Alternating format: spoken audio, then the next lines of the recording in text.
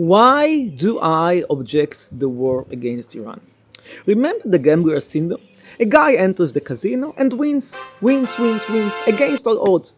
At some point he will start losing because the system is that the house eventually wins. The smart thing to do is obviously to quit while you still have a profit. But people are programmed to gamble and therefore eventually they lose. The same thing goes with Israel, unfortunately. We really barely won a war against Hezbollah, with a lot of help from Trump, who was very scary and very new. Now he's less scary and less new. We don't win so far a war against Hamas in the Gaza Strip. Nonetheless, we raise the bet and go against whom? Iran. Who are we kidding? Doesn't Netanyahu know that? Obviously, I guess he does know. But he has other things in his mind. He has a criminal trial for breach of trust, for felony, for bribery, and he says to himself, let them sit in the bunker while I sit in my villa and don't go to prison. Great life, isn't it?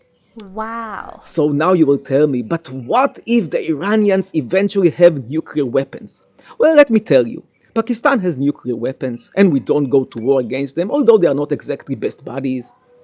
And Russia has nuclear weapons. We also don't go to war against them, although we are not actually friends. And China, not exactly our best friend, and still we don't go to war against them, although they have nuclear weapons. And actually, eventually, you have to do risk management. You don't fight against the whole world, because the whole world may at some point kill you. By the way, eventually we are all going to die, if you don't know that already. And also, let us stop mortgaging the present and live a normal life, not waiting for some imaginary future after all these wars end.